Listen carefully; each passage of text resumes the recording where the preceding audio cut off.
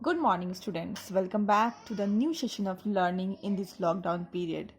We are doing chapter number 3, that is private, public, and global enterprises.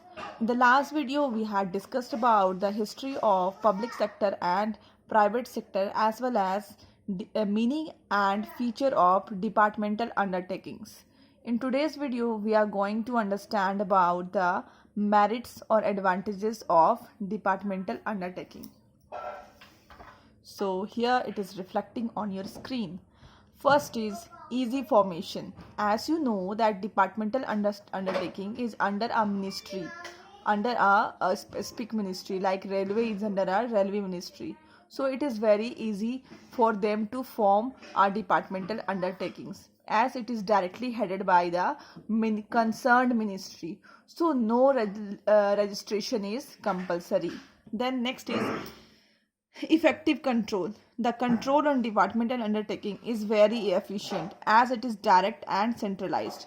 Okay, it is very effectively controlled because it is directly controlled by the central or state government. Okay, optimum utilization of fund. There is a proper utilization of funds as financial matters are subject to ministerial sanction, budget and accounting and audit control. ठीक है, तो यहाँ पे fund का बहुत ही अच्छी तरीके से यूटिलाइज होता है. कैसे? वो इस तरह से कि वहाँ पे प्रॉपर यूटिलाइजेशन ऑफ फंड होता है. लाइक जितने भी बजट उनको मिलते हैं सब वहाँ पे पार्लियामेंट से मिलते हैं, कोई मिनिस्ट्री के अंडर से मिनिस्टर उसको सैंक्शन करता है. So it is ministerial sanction as well as उसकी अकाउंटिंग की जाती है, मतलब जवाबदेही होती है, ऑडिट होती है, और कुछ भी अगर घोटाला होता है तो पूरे पार्लियामेंट में उसकी डिस्कशन होती है.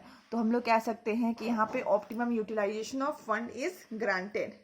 Then next is accountability. There is a direct parliamentary control. ठीक है, वहाँ क्या होता है, डायरेक्ट पार्लियामेंट का कंट्रोल रहता है. The performance of departmental undertaking can be discussed in parliament. और उसकी जितनी भी परफॉर्मेंस होती है, किस तरह से वो परफॉर्म कर रहे हैं, किस तरह से उनका परफॉर्मेंस है, क्या अच्छी बातें हुई हैं, क्या गलत बातें हुई हैं, या फिर क्या मिस यूटिलाइजेशन हुआ है, all the things are discussed in a parliament. So there is a public accountability. मतलब जितनी भी जो भी वो अच्छी चीज़ें करते हैं वो भी पब्लिक तक पहुंच जाता है, जो भी वो बुरी चीज़ें करते हैं वो भी पब्लिक तक पहुंच जाता है. Okay, then public revenue. The revenue of government undertaking is deposited in the treasury of government.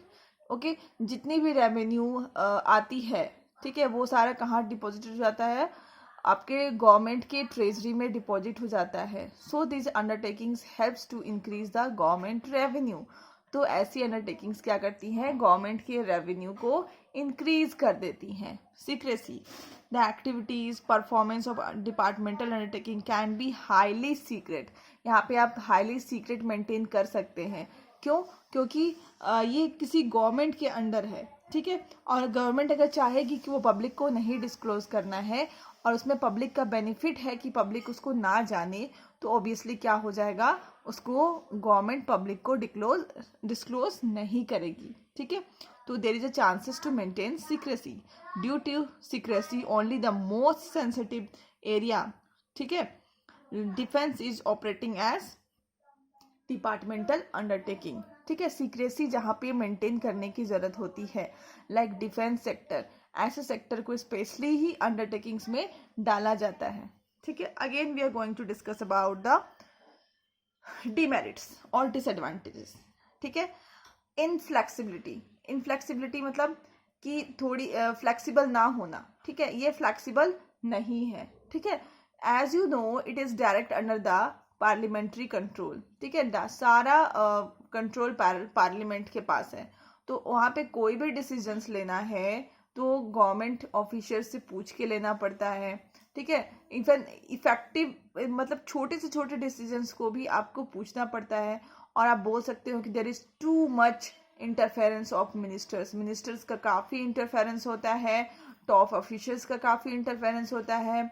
और ये इसकी इफेक्टिवनेस एंड फ्लेक्सिबिलिटी को रिड्यूस कर देती है वर्किंग्स की. ओके, अब हम नेक्स्ट देखना चाहते हैं, वो है लैक ऑफ मोटिवेशन, ठीक है, there is a lack of motivation, मतलब लोग जो यहाँ पे काम कर रहे हो बहुत ज़्यादा मोटिवेटेड नहीं होते हैं, ठीक है।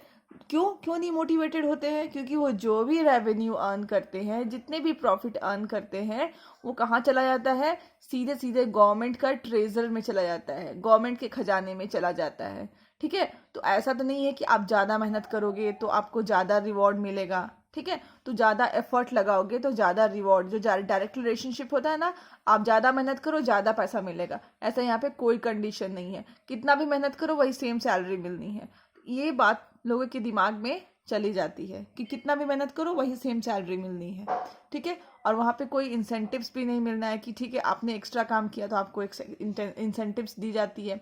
तो ये सारी जो चीज़ें हैं वो उनको मोटिवेट नहीं कर पाती है, मोटिवेशन की कमी हो जाती है और वो लोग इतना मोटिवेट होकर के काम नहीं करते हैं, ठीक है।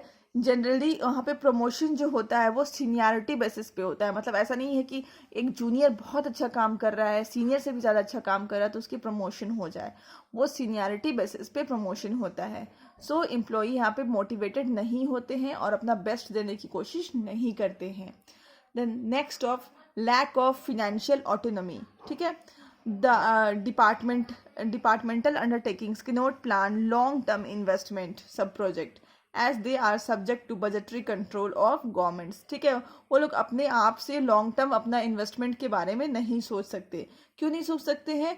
क्योंकि वो पूरा का पूरा गवर्नमेंट के बजटरी कंट्रोल के अंडर है, ठीक है।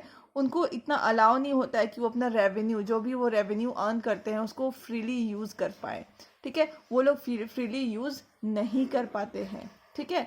क्यों नहीं यूज़ कर पाते हैं? क्योंकि वो सारा का सारा गवर्नमेंट के खजाने में डिपेंड हो जाता है, ठीक है। और उनका कोई भी इंडिपेंडेंट राइट नहीं होता है वो सारे फंड को अपने लिए यूज़ करने का, ठीक है। वो फिर जो गवर्नमेंट उनको जो फंड देती हैं उनसे वो क्या करते हैं, अपनी उसको यूज़ करते हैं और उसी से उनको रेवेन्यू जनरेट करना पड़ता है। Then next is inefficient management. The department undertakings are managed by the government officials. These officials are overburdened with the paperwork, ठीक है। ये जितने भी मैनेजमेंट है वो कौन देखता है? गवर्नमेंट ऑफिशियल्स देखते हैं, ठीक है। और ये ऑफिशियल्स ऑलरेडी ओवरबर्डन होते हैं, इनको बहुत ज़्यादा काम रहता है अपने पेपर वर्क से, ओके। सो हम लोग बोल सकते हैं उनको जो जब वर्क से ज़्यादा उनका पेपर वर्क होता है और they spend maximum time in the answers to the queries by the ministers. The ministers जो उनसे क्वेश्चंस पूछते हैं, जो क्यूरीज पूछते हैं, उनका ज़्यादातर वक्त उन्हीं के आंसर देने में ही बीत जाता है, okay. They can transfer any time, और उनसे अगर मिनिस्टर सेटिस्फाइड नहीं हुए तो उनका कभी भी ट्रांसफर हो सकता है, okay. Because of these reasons, they have less sense of responsibility and efficiency. Then next is red tapeism and bureaucracy. Red tapeism का मतलब होता है delay in decisions making, ठीक है। तो रेड टैपिज्म यहाँ पे क्रिएट होता है, मतलब वो लोग अपना डिसीजंस अपने आप खुद से नहीं ले सकते हैं। क्यों? क्योंकि उनको अपने एडमिनिस्ट्रेशन से या फिर अपने मिनिस्टर से परमिशन लेना पड़ता है, बहुत सारे पेपर वर्क होते हैं, प्रोसीजर होता है, उसको फॉलो करने के बाद ही वो कोई डिसीजंस ले सकते हैं, ठीक है। इसलिए काफ़ी रेड टैपिज्म हो जाता है, मतलब डिसीजंस लेने में डिले हो जाता है। एंड सेकेंड इज़ ब्यूरोक्रेसी, मतलब बहुत ज़्यादा करप्शन होता है यहाँ पे। आप देखो ये आए दिन ही आता है कि इस मिनिस्ट्री में ये घोटाला हो गया, वैसे हो गया। तो all this things are happens in this undertakings, ठीक है। एंड आगे हम देखते हैं इसकी सुटेबिलिटी, ये कहाँ ऐसे जो डिपार्टमेंटल अंडरटेकिंग्स होते हैं वो कहाँ सुटेबल होते हैं। तो सबसे पहले लिखा है where utmost secrecy is required, वैसे इंस्टीट्यूट में जहाँ पे सिक्रेसी मेंटेन करना बहुत इंपॉर्टेंट होता है। तो वो पहला है defence. Where government control is necessary, जहाँ पे गवर्नमेंट कंट्रोल की ज़रूरत होती है, जहाँ पे गवर्नमेंट कंट्रोल बहुत ही ज़्यादा, उसकी बहुत ज़्यादा रिक्वायरमेंट होती है, like broadcasting, that is communication, okay. Where huge investment is involve, like जहाँ पे बहुत ज़्यादा इन्वेस्टमेंट की ज़रूरत होती है, लाइक एयरक्राफ्ट हो गया, आयरन एंड स्टील कंपनी हो गई। Undertakings is a source of revenue, जहाँ पे गवर्नमेंट को एक रेवेन्यू जनरेट करने की ज़रूरत होती है और वैसा सोर्स चाहिए जहाँ से वो रेवेन्यू जनरेट कर सकती है, like railways. Okay, so I'm ending my video here only. Hope you understood the learnings and enjoyed it. In the next video we will again meet with a new topic. Thank you.